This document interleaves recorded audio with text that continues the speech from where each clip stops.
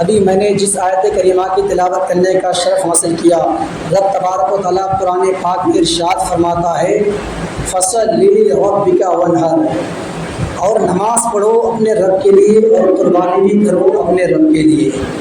قربانی کیا ہے؟ یہ قربانی تقرب الی اللہ، اللہ کی قریب کرنے والا عمل ہے۔ قربانی کرنے سے انسان اللہ کی طرف اللہ کا قریب ہو جاتا ہے، اور یہ حضرت ابراہیم علیہ السلام کی سنت بھی ہے۔ قربانی کا یہ عمل جو ہے حضرت ابراہیم علیہ السلام کے زمانے سے یا آپ کے اور ہمارے غیب نبی صلی اللہ علیہ وسلم کے زمانے سے نہیں، بلکہ آپ کے اور ہمارے آبا و اجداد حضرت آدم علیہ السلام کے زمانے سے ہی قربانی کا سلسلہ چلتا ہوا آ رہا ہے۔ وہ الگ بات ہے کہ ہر امت میں قربانی کا انداز الگ رہا ہے، ہر امت میں قربانی کا سلسلہ جو طریقہ تھا وہ الگ تھا، لیکن قربانی کا سلسلہ ایسا نہیں ہے کہ آج سے 1400 سال پہلے یا ہمارے اور آپ کے نبی صلی اللہ علیہ وسلم کے زمانے سے قربانی کا سلسلہ چلتا آ رہا ہے۔ نہیں پیارے مسلمانوں، قربانی کا سلسلہ دنیا کا پہلا انسان جو سارے انسانوں کا باپ ہے حضرت آدم علیہ السلام، ان کے زمانے سے قربانی کا سلسلہ چلتا ہوا آ رہا ہے۔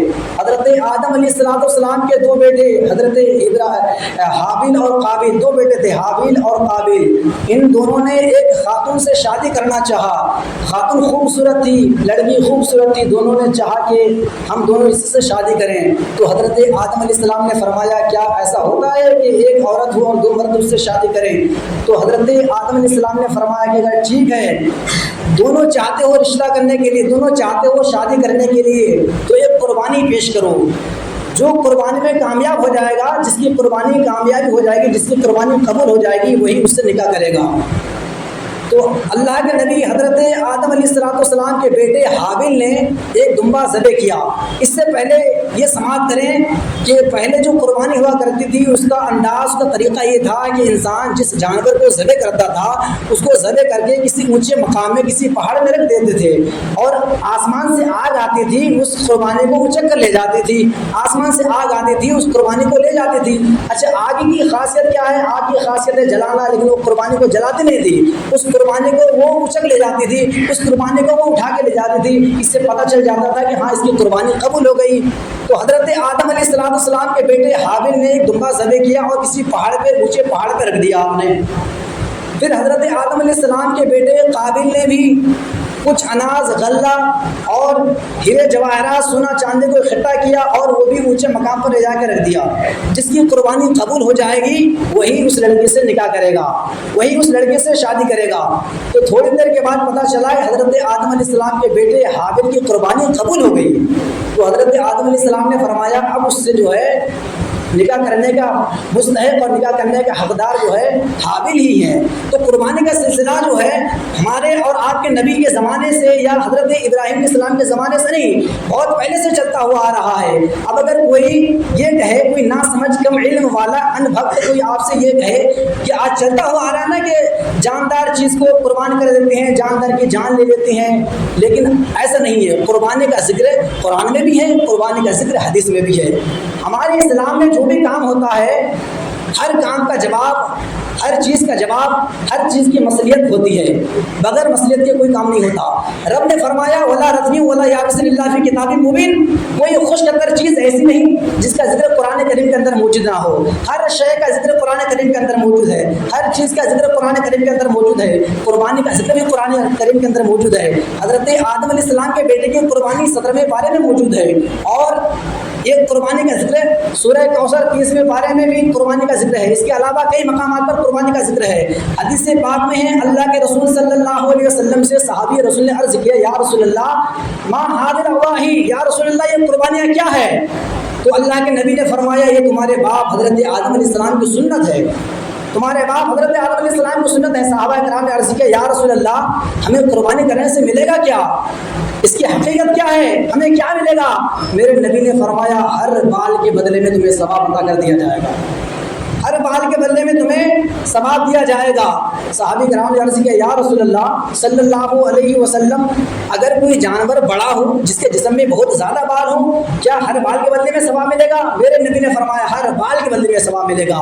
حضور نے فرمایا حضرت عائشہ صدیقہ سیدہ طیبہ طاہرہ پاکیزہ زاہدہ رضی اللہ تعالیٰ عنہا سے کہ اے عائشہ اپنی قربانی گاہ کے پاس آؤ اور کھڑی ہو جاؤ اور نیت کرو قرب اللہ، دل میں خالص نیت رکھو کہ قربانی اللہ رب العزت قبول کر لے، حضرت ابراہیم علیہ السلام کی سنت ادا ہو جائے۔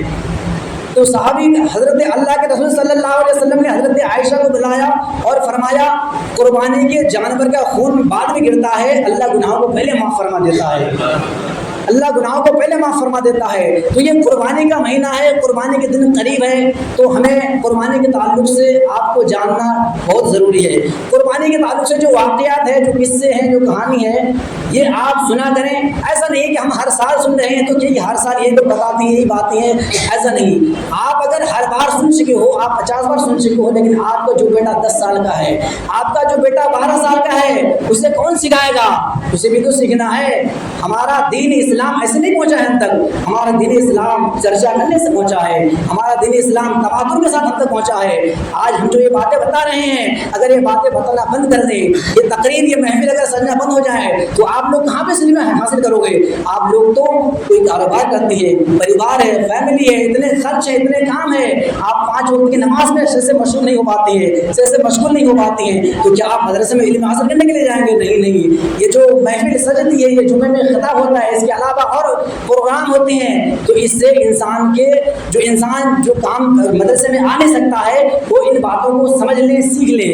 کھانا کھانے کے لیے بیٹھتے ہیں تو اپنے بچوں کو بتائیں کہ حضرت ابراہیم علیہ السلام نے اپنے جان کی قربانی کیسے پیش کی، اپنی اولاد کی قربانی کیسے پیش کی، حضرت اسماعیل علیہ السلام نے اولاد کی قربانی اپنی جان کی قربانی کیسے پیش کی، حضرت حاجرہ رضی اللہ تعالیٰ عنہا نے اپنے بیٹے کی قربانی کیسے پیش کی۔ یہ سب آپ اگر بتائیں گے آپ چلے جائیں گے، آپ کے بیٹے کا ایمان کوئی چھین نہیں سکتا ہے۔ جب آپ اپنے بیٹے کو دین پڑھا کے جائیں گے، اپنے بیٹے کو دین سکھا کے جائیں گے، اللہ کے رسول صلی اللہ علیہ وسلم نے فرمایا اے لوگوں قربانی تو کر رہے ہو لیکن 4 قسم کے جانوروں کی قربانی نہیں کرنا ہے۔ کتنے قسم کی؟ بولیے 4 قسم کے جانوروں کی قربانی نہیں کرنا ہے۔ ایک لنگڑا جس کا لنگڑا پن ظاہر ہو اس کی قربانی نہیں کرنا ہے، ایک اندھا جس کا اندھا پن ظاہر ہو اس کی بھی قربانی نہیں کرنا ہے، ایک بیمار جس کی بیماری ظاہر ہو اس کی بھی قربانی جائز نہیں ہے، درست نہیں ہے، اور ایک کمزور اتنا کمزور کہ ان کی ہڈیوں میں مغز نہ ہو، ایسے جانوروں کی قربانی نہیں کرنا ہے۔ آپ 40,000 کے جانور لے کر کے آئیں گے، 50,000 کے لے کر کے آئیں گے، لیکن یہ چیزیں یہ 4 خصلتیں اگر اس کے اندر موجود ہے آپ کی قربانی نہیں مانی جائے گی۔ اور اللہ کے رسول صلی اللہ علیہ وسلم نے فرمایا، بخاری شریف کی پہلی حدیث ہے انما الاعمال بالنیات، عمل کا دار و مدار نیتوں پر ہے، وانما لامرئ لکل ما نوى، انسان کے لیے وہی ہے انسان جس کی نیت کرتا ہے، تو اپنی نیت خالص جو ہے قربانی کی کریں۔ گوشت تو اس کے ذمے میں آپ کے گھر میں آئے گا ہی، گوشت تو آپ کے حصے میں آنا ہی ہے۔ اللہ کے بارگاہ میں نہ گوشت جاتا ہے، نہ کھال جاتا ہے، نہ کچھ خون کسی کوئی چیز نہیں جاتا اللہ کی بارگاہ میں۔ اللہ صرف نیتوں کو دیکھتا ہے کہ میرا بندہ یہ 50,000 کی جو بکرا لے کر کے آیا، 40,000 کا جو بکرا لے کر کے آیا میری بارگاہ میں قربان کر رہا ہے۔ اچھا لوگوں کا کہنا ہے، کچھ لوگوں کا خیال یہ ہے، کچھ لوگ کہتے ہیں کہ ہم نے 50 کا لے کر کے آیا، ہم نے 40 کا لے کر کے آیا، یہ بتا دیں کیوں؟ وہ اللہ کو معلوم ہے، اللہ تو عالم الغیب ہے، اللہ ہر چیز کو جانتا ہے، لوگوں کو بتانے سے کیا فائدہ؟ لوگوں کو راضی کر کے کیا فائدہ؟ اللہ کو راضی کرو۔ اللہ کو راضی کرنے کے لیے حضرت ابراہیم علیہ السلام نے اپنے بیٹے کی قربانی پیش کر دی، اللہ کو راضی کرنے کے لیے حضرت اسماعیل علیہ السلام نے اپنے جان کی بازی لگا دی، اپنی جان کی قربانی کرنا جو چاہا، اور حضرت حاجرہ رضی اللہ تعالیٰ عنہا نے اللہ کی رضا کے لیے، اللہ کی خوشنودی کے لیے اپنے بیٹے کو قربان کرنے کے لیے تیار ہو گئی۔ وہ بیٹا جو 70 سال کے بعد ملا ہو، 70 سال کے بعد اگر بیٹا نصیب ہو، پھر وہ 13 سال کا ہو، ایک روایت کے مطابق 15 سال کا ہو، تو اپنے اس بچے کو قربان کرنا چاہتا ہے، لیکن انہوں نے اللہ کی رضا حاصل کرنے کے لیے، اللہ سے محبت کرنے کے لیے، ارے پیارے مسلمانوں وہ تو اللہ کے نبی ہیں، وہ تو اللہ کے انبیاء کرام ہیں، انہوں نے اللہ رب العزت سے محبت کی، لیکن ہم تو امتی ہیں، ہم کس سے محبت کریں؟ تو سنو، ہمیں محبت کرنا ہے کس سے؟ ہمیں اللہ سے محبت کرنا ہے، ساتھ میں اپنے رسول سے محبت کرنا ہے۔ اللہ کے رسول نے فرمایا لا یؤمن احدکم حتی اکون احب الیہ من والدہ وولدہ الناس اجمعین، انسان اس وقت تک کامل مومن نہیں ہو سکتا ہے جب تک کہ اپنی جان، اپنا مال، عزت، آب و دوست، احباب، والدین، رشتہ دار، ہر چیز سے زیادہ رسول سے محبت نہ کر لے، اس وقت وہ انسان کامل مومن نہیں ہو سکتا ہے، اس وقت وہ انسان کامل مومن نہیں ہو سکتا ہے۔ تو اللہ کے رسول سے محبت کرے، اور محبت اس طریقے کرے، ایسی محبت کرے کیونکہ جب آپ قبر میں چلے جائیں گے، جب آپ کا جنازہ اٹھ جائے گا تو آپ قبر میں آپ کے دوست نہیں آئیں گے، آپ کے اہل و عیال نہیں آئیں گے، آپ کے رشتہ دار نہیں آئیں گے۔ اتنی محبت اپنے نبی سے ضرور کر کے جانا۔